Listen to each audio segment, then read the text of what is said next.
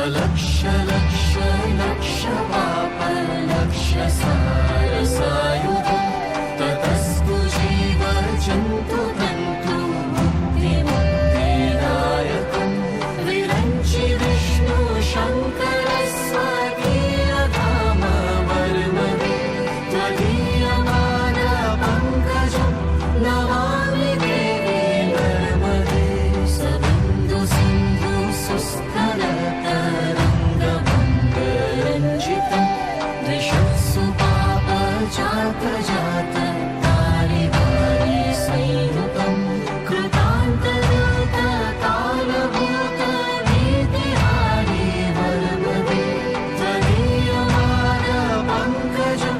Namami Devi Narmade.